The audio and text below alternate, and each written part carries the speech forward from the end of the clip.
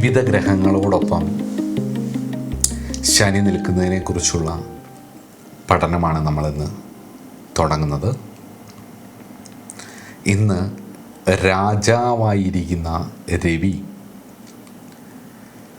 അദ്ദേഹത്തിൻ്റെ ദാസ്യനായിരിക്കുന്ന ശനിയോടൊപ്പം ഒരുമിച്ച് ഒരു മുറിയിൽ കഴിയേണ്ടി വന്നാൽ, അല്ല ഒരുമിച്ച് ഒരിടത്ത് ജോലി ചെയ്യേണ്ടി വന്നാൽ, ഒരേ പൊസിഷനിൽ നിൽക്കേണ്ടി വന്നാൽ അതിൻ്റെ കോമ്പിനേഷൻ എങ്ങനെ ആയിരിക്കും എന്നുള്ളതാണ് നമ്മളിന്ന് ചർച്ച ചെയ്യുന്നത്. ഇങ്ങനെ നോക്കി പഠിച്ചാൽ ഭാവത്തിനും തൽപ്പതിക്കും കാരകാഖ്യ ഗ്രഹം, ഇത് 3 പേരുടെയും ബലമാണ് ഒരു ഭാവത്തിൻ്റെ പുഷ്ടി തീരുമാനിക്കുന്നത്. ഒരു ഭാവം പുഷ്ടിപ്പെടണമെങ്കിൽ എന്ത് ചെയ്യണം, എന്താ ചെയ്യേണ്ടത്? നമ്മളത് കിട്ടുമല്ലോ എന്ന് അറിയണം.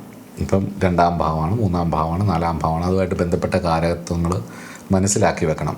ഇതുവരെ മനസ്സിലാക്കിയില്ലെങ്കിൽ അതിൻ്റെ വീഡിയോസ് എല്ലാം ഞാൻ ചെയ്തിട്ടുണ്ട്, അത് ചെയ്യണം. എപ്പോഴും നമ്മൾ ആവർത്തനം ഇങ്ങനെ വീണ്ടും അത് പറഞ്ഞുകൊണ്ടിരുന്നു കഴിഞ്ഞാൽ ഒരു വിരസത വരും. അപ്പം 7th ഹൗസ് എന്ന് പറയുന്നത് റിലേഷൻഷിപ്പാണ്. റിലേഷൻഷിപ്പിൽ ആയിട്ട് ബന്ധപ്പെട്ട് നിൽക്കുന്ന ഒരു സ്ഥലത്ത് റിലേഷൻഷിപ്പായിട്ട് ഒരിക്കലും ചേരാത്ത 2 ഗ്രഹങ്ങളാണ് വാസ്തവത്തിൽ സാറ്റേണും സൂര്യനും കൂടി ഒരുമിച്ച് നിൽക്കുമ്പോൾ. ശത്രുക്കളാണ് അവർ. അതൊരു ശാപം പോലെയാണ് ഇവർ രണ്ടുകൂടെ ഒരുമിച്ച് വന്നാൽ. ഇതൊരു കഠിനമായ യോഗമാണ്. അപ്പോൾ ഇതിനെക്കുറിച്ച് നമുക്ക് വിശദമായിട്ട് പഠിക്കാം.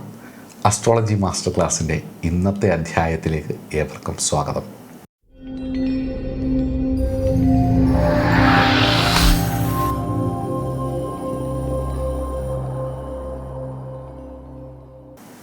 സൂര്യശനി യോഗം. ഇവർ പരസ്പര ശത്രുക്കളാണെന്നുള്ളത് ഓർത്തു വെക്കണം, അറിയാമല്ലോ അത്.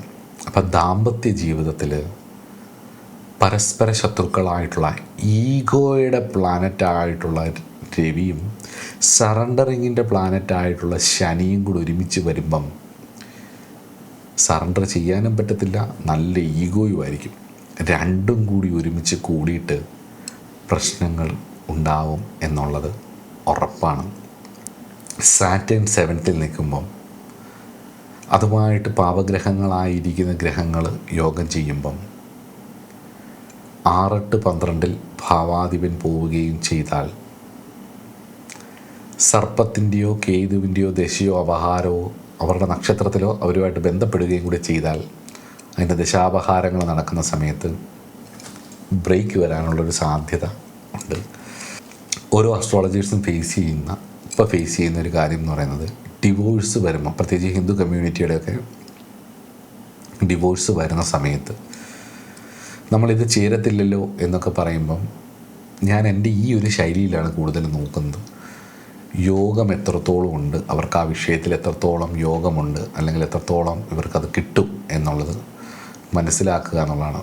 നോർമലായിട്ട് യോഗം എന്ന് പറയുന്നത് നമ്മൾ കുറേയും ക്ഷമയും സഹനത്തോടു കൂടി നമ്മളുടെ പ്രതീക്ഷകളെ മാറ്റാൻ തയ്യാറായാൽ പല ഏരിയകളിലും നമുക്ക് വിജയിച്ചെടുക്കാൻ പറ്റും. പക്ഷെ നമ്മുടെ തോട്ട്സ് മാനിഫെസ്റ്റ് ചെയ്യുന്നത്, ചിന്തകളുടെ ബാഹ്യാവിഷ്കാരമാണ് ജീവിതം എന്നുള്ളത് കൊണ്ട് തന്നെ ചിന്തകളുടെ റീസണായിട്ടുള്ള പ്രാരാബ്ധങ്ങളെയാണ് ഈ ഗ്രഹനില സൂചിപ്പിക്കുന്നത്. അപ്പോൾ ഓരോ ഭാവവുമായി ബന്ധപ്പെട്ട ഒരു വ്യക്തിയുടെ ചിന്തകൾ എങ്ങനെയായിരിക്കും എന്നുള്ളത് നോക്കുമ്പോൾ സൂര്യ ശനി യോഗം എന്ന് പറയുന്നത് പരസ്പര വൈരുദ്ധ്യമുള്ള 2 ഗ്രഹങ്ങളാണ്. ഒന്ന് ചെമ്പാണെങ്കിൽ ഒന്ന് ഇരുമ്പാണ്.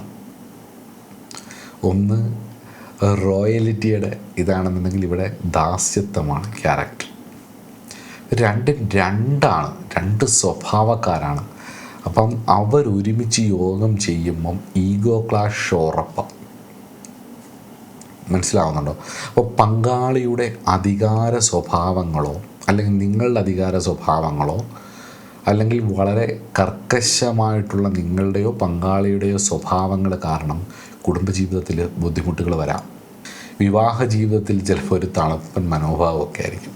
പിന്നീട് ആലോചിക്കാം. ഞാൻ പലപ്പോഴും ഈ 7ൽ ശനിയും രവിയും ഒക്കെ നിന്നാൽ ഇവർക്ക് കല്യാണം കഴിക്കണമെന്നൊക്കെ ആഗ്രഹം ഉണ്ടാവും. പക്ഷേ വീട്ടുകാർ നിർബന്ധിച്ചാൽ പോലും, പ്രത്യേകിച്ച് അമ്മമാർക്കൊക്കെയാണ് മക്കളെ എങ്ങനെയെങ്കിലും ഒന്ന് കല്യാണം കഴിപ്പിച്ച് അവരൊന്ന് സെറ്റിലാക്കണമെന്ന് വിചാരിക്കുന്നത്. പക്ഷേ ഒരു തണുപ്പൻ മനോഭാവമായിരിക്കും. ഓ, ഞാൻ പ്രിപ്പയർഡ് അല്ല, എനിക്ക് ഓക്കെ അല്ല, ഞാനതിന് സെറ്റായിട്ടില്ല എന്നൊക്കെ പറയുന്നത് അങ്ങനെയാണ്.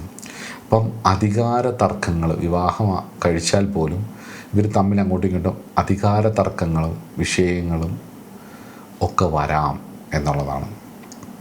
അപ്പോൾ ആ ഈഗോ സാറ്റിസ്ഫൈ ചെയ്യേണ്ട സാഹചര്യങ്ങൾ പലപ്പോഴും കിട്ടാതെ വരുമ്പം, ഈഗോ ഹർട്ട് ചെയ്യുന്ന ഒരുപാട് സിറ്റുവേഷൻസ് വരുമ്പം വലിയ ബുദ്ധിമുട്ടുകൾ വരാനുള്ള സാധ്യതയുണ്ട്. പ്രത്യേകിച്ച് ശനി 7-ൽ നിന്നാൽ തന്നെ ഈഗോ ഹേർട്ട് ചെയ്യുന്ന അവസ്ഥകൾ വരും എന്നുള്ളത് ഉറപ്പാണ് കേട്ടോ. അത് ശ്രദ്ധിക്കേണ്ടതാണ് കുടുംബജീവിതത്തിലും. അപ്പോൾ ഇതിൻ്റെ കാർമ്മിക ബന്ധം എന്താണെന്നുള്ളത് നോക്കാം. ഇത് പൂർവജന്മത്തിൽ പിതൃതുല്യമായിട്ടുള്ള വിഷയങ്ങൾ നിമിത്തം നിങ്ങൾ കുടുംബജീവിതം കളയുകയോ അല്ലെങ്കിൽ മുൻജന്മത്തിലെ അധികാര ദുർവിനിയോഗങ്ങൾ നിമിത്തം കുടുംബജീവിതത്തിൽ ബുദ്ധിമുട്ടുകൾ ഉണ്ടാവുകയോ അല്ലെങ്കിൽ വളരെ കൃത്യമായിട്ട് ബഹുമാനിക്കുകയും സ്നേഹിക്കുകയും നിങ്ങൾക്ക് വേണ്ടി എന്തും ചെയ്തു തരാൻ നിന്നിരുന്ന നിങ്ങളുടെ ഭാര്യയോ അല്ലെ ഭർത്താവിനെയോ വേദനിപ്പിച്ചതിൻ്റെ ഡെപ്റ്റാണ് ഈ അനുഭവിക്കുന്നത് എന്നുള്ളത് സ്വയം മനസ്സിലാക്കുക. അതുകൊണ്ട് തന്നെ ഈ ഡെപ്റ്റ് ഒരുപക്ഷെ നിങ്ങളിൽ നിന്ന് പങ്കാളിക്കോ പങ്കാളിയിൽ നിന്ന് നിങ്ങൾക്കോ വരികയും അതൊരു വെല്ലുവിളിയായി തീരുകയും ചെയ്യുന്നുള്ളതാണ്. ജീവിതം മുന്നോട്ട് കൊണ്ടുപോകുവാൻ അതൊരു വെല്ലുവിളിയായി തീരുകയും ചെയ്യും. ശ്രദ്ധയോട് കൂടിയിട്ട്, വളരെ ശ്രദ്ധയോട് കൂടിയിട്ട് അത് കൊണ്ടുപോകാൻ കഴിഞ്ഞില്ലെങ്കിൽ ദാമ്പത്യ ജീവിതത്തിൽ വളരെ ബുദ്ധിമുട്ടുകൾ ഉണ്ടാവാം. കടുത്ത ഇൻസെക്യൂരിറ്റീസ് ഉണ്ടാവാം, ഈഗോ ക്ലാഷസ് വരാം, പരാതികൾ അനവധികൾ ഉണ്ടാവാം, വാതോരാതെ പറയാൻ ഒരുപാട് കാരണങ്ങളുണ്ടാവാം. മേ ബി യു അല്ലെങ്കിൽ നിങ്ങളുടെ പാർട്ട്ണർ നാർസിസ്റ്റിക് ട്രെയ്റ്റുള്ള ആളും ആവും എന്നുള്ളത് ഉറപ്പാണ്. പ്രാരാബ്ധമാണത്. അതിനെ മനസ്സിലാക്കി അതിനെ ഹാൻഡിൽ ചെയ്യാൻ വേണ്ടിയിട്ടുള്ള മെൻ്റൽ പവർ ആദ്യം ഉണ്ടാക്കുക. അതിനുശേഷം ഈശ്വര സേവയും ചെയ്യുക എന്നുള്ളതാണ്. കിരാതമൂർത്തിയായിരിക്കുന്ന ഭഗവാനെ, മഹാദേവനെ ആശ്രയിച്ചാൽ ഈ വിഷയത്തിനുള്ള പരിഹാരമായിട്ട് താന്ത്രികർ പറയുന്നുണ്ട്. കിരാതൻ രുദ്രനായിരിക്കുന്ന മഹാദേവനെ, കിരാതമൂർത്തിയെ ആരാധിച്ചാൽ ഇതിനുള്ള പരിഹാരമായിട്ട് പറയുന്നു. അടുത്തത് ശനി ചന്ദ്രയോഗമാണ്. ഇതൊരു വിഷയോഗമാണ് കേട്ടോ. മനസ്സിൻ്റെ ഇമോഷൻസിൻ്റെ ഗ്രഹമായിരിക്കുന്ന, വിപ്രാളത്തിൻ്റെ ഗ്രഹമായിരിക്കുന്ന, ഫാസ്റ്റ് മൂവിങ് ആയിരിക്കുന്ന ഗ്രഹമായിരിക്കുന്ന ചന്ദ്രനും തടസ്സങ്ങളെ സൂചിപ്പിക്കുന്ന, മടിയെ സൂചിപ്പിക്കുന്ന, എന്ത് ചെയ്യണം എന്ന് ആലോചിച്ചിരുന്ന് ഉറങ്ങിപ്പോകുന്ന, ഡിലേയിങ്ങിനെ സൂചിപ്പിക്കുന്ന ഗ്രഹമായിരിക്കുന്ന ശനിയും കൂടി ഒരുമിച്ച് യോഗം ചെയ്യുമ്പോൾ നമ്മളുടെ പ്രാരാബ്ധം 7-ാം ഭാവമായിട്ട് ബന്ധപ്പെട്ടിട്ട് ഈ കാര്യങ്ങൾ അവിടെ ഘടിപ്പിച്ച് ചിന്തിക്കണം. സ്വഭാവം പൊതുവിൽ പങ്കാളി വികാരങ്ങളെ പ്രകടിപ്പിക്കാൻ മടിയുള്ളവരാവും. നിങ്ങളുടെ ഇമോഷണൽ നീഡ്സുമായിട്ട് കണക്റ്റഡ് ആവാൻ ഭയങ്കര പാടായിരിക്കും. അല്ലെങ്കിൽ പെട്ടെന്ന് വിഷാദത്തിലേക്ക് വീഴുന്ന പ്രകൃതമായിരിക്കും നിങ്ങൾക്കോ അല്ലെങ്കിൽ നിങ്ങളുടെ പങ്കാളിക്കോ. സ്നേഹമുണ്ടെങ്കിലും അത് തുറന്നു കാണിക്കാനോ പ്രകടിപ്പിക്കാനോ കഴിയാത്ത അവസ്ഥ. പങ്കാളിയോട് ഓവർ പൊസസീവായി അടുപ്പിച്ച് പിടിക്കാൻ ശ്രമിക്കുമ്പോൾ ഉണ്ടാകുന്ന ബുദ്ധിമുട്ടുകൾ, ഇൻസെക്യൂരിറ്റീസ്, കരച്ചിലും വഴക്കുകളും പരാതികളും ആവലാതികളും ഇമോഷൻസ്, കരച്ചിലും പ്രശ്നങ്ങളും ഒക്കെ ഉണ്ടാവും. ഒരു പേടിയാവും, എന്നെ ബഹുമാനിക്കുന്നില്ല, എനിക്ക് കിട്ടുന്നില്ല, എല്ലാം ഒരു കംപ്ലൈൻറ്റ് ബോക്സായിട്ട് മാറാനുള്ള സാധ്യതകൾ വളരെ കൂടുതൽ. നിങ്ങളോ അല്ലെങ്കിൽ നിങ്ങളുടെ പങ്കാളിയോ വളരെ സൂക്ഷിച്ച് കൈകാര്യം ചെയ്യേണ്ട ഒരു യോഗമാണ് വിഷയോഗം അഥവാ സാറ്റേൺ മൂൺ കൺജങ്ഷൻ എന്ന് പറയുന്നത്. ഒരു നല്ല യോഗമാണോ എന്ന് ചോദിച്ചാൽ, ഇവർക്ക് വിവാഹം നടക്കുമോ എന്ന് ചോദിച്ചാൽ, ഇങ്ങനെയുള്ളവർക്ക് വിവാഹം നടക്കുമോ നോക്കാം. 7ാം ഭാവാധിപൻ കേന്ദ്രത്തിലോ ത്രികോണത്തിലോ ആണെങ്കിൽ, ശുക്രൻ കേന്ദ്രത്തിലോ ത്രികോണത്തിലാണെങ്കിൽ, വ്യാഴം സ്ത്രീ ജാതകത്തിലാണെങ്കിൽ വ്യാഴമോ കേന്ദ്രത്തിലും ത്രികോണത്തിലോ ആണെങ്കിൽ വിവാഹം നടക്കും. ഉറപ്പാണ്. പറഞ്ഞ ഗ്രഹങ്ങളും കൂടെ 6, 8, 12 പോവുകയാണെങ്കിലാണ് നമുക്ക് 100% ഉറപ്പിക്കാം ഇവർക്ക് ഇനി എത്ര പൊരുത്തമുള്ളവർ വന്നാലും ഇത് ചേരില്ല എന്നുള്ളത്. അപ്പോൾ അവർ വിവാഹം കഴിക്കണമെന്ന് ആഗ്രഹിക്കുന്നവരാണെങ്കിൽ ഇങ്ങനെയൊരു ബുദ്ധിമുട്ടുണ്ടാവും എന്ന് അക്സെപ്റ്റ് ചെയ്തുകൊണ്ട് വേണം വൈവാഹിക ജീവിതത്തിലേക്ക് കടക്കാൻ. ഈ അക്സെപ്റ്റ് ചെയ്യുന്നത് പിന്നെ ഒരു പ്രശ്നമാവരുത്, പക്ഷേ അങ്ങനെ വേണം. കാരണം നമ്മൾ ഈ ട്രാവലൊക്കെ ചെയ്യുമ്പോഴേ, പ്രത്യേകിച്ച് ഈ മൗണ്ടൻസിലൊക്കെ ട്രാവൽ ചെയ്യുമ്പം ചില സ്ഥലങ്ങളിൽ, ഈ നോർത്ത് ഇന്ത്യൻ ഉത്തരാഖണ്ഡിലൊക്കെ നമ്മൾ ചില സ്ഥലങ്ങളിൽ ട്രാവൽ ചെയ്യുമ്പോൾ കയറ്റി വിടണമെങ്കിൽ താഴെ നമ്മൾ ഒപ്പിട്ട് കൊടുക്കണം. അപ്പോൾ അതിന് അവർ പറയുന്ന ചില മാനദണ്ഡങ്ങളുണ്ട് പോലീസിന്.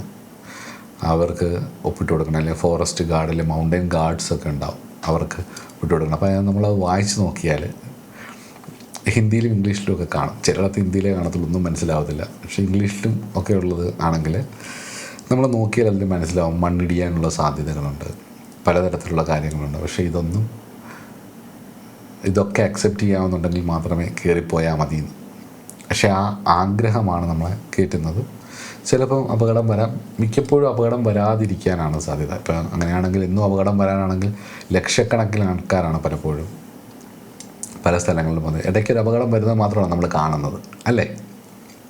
അവിടെ മാത്രമാണ് കാണുന്നത്. അപ്പോൾ അതുപോലെ അക്സെപ്റ്റ് ചെയ്ത് പോവാൻ, അതൊക്കെയാണ് ഇതിങ്ങനെയാണെന്ന് മനസ്സിലാക്കി അതിനെ മുന്നോട്ട് കൊണ്ടുപോവുകയാണെന്നുണ്ടെങ്കിൽ ആ ഒരു മല കയറുന്നതിൻ്റെയൊക്കെ ഒരു സ്ട്രെസ്സും ബുദ്ധിമുട്ടുകളും ഒക്കെ ഉണ്ടാവും. സാധാരണ റോഡിൽ കൂടെ നടക്കുന്ന പോലെയോ അല്ലെങ്കിൽ സാധാരണ ഒരിടത്തൂടെ പോകുന്ന പോലെയോ ആയിരിക്കില്ല. കുറച്ച് സ്ട്രെസ്സും കാര്യങ്ങളൊക്കെ ഉണ്ടാവും. അതിനെ മനസ്സിലാക്കി ഹാൻഡിൽ ചെയ്യാൻ കഴിയുകയും ചെയ്യും എന്നുള്ളത് ഉറപ്പാണ്. അപ്പം എനിക്ക് ഈ 2 ഗ്രഹങ്ങളുടെ യുതി പറഞ്ഞു, ശനിയുമായിട്ടുള്ളത്. ഒന്ന് ശനി രവി, രണ്ടാമത്തേത് ശനി ചന്ദ്രൻ 7ാം ഭാവവുമായിട്ട് ബന്ധപ്പെട്ടിട്ടുള്ളത്. അപ്പോൾ ഇത്രയൊക്കെയുള്ളൂ എനിക്ക് പറയാൻ. അടുത്ത ക്ലാസ്സിൽ കാണാം. നമസ്കാരം.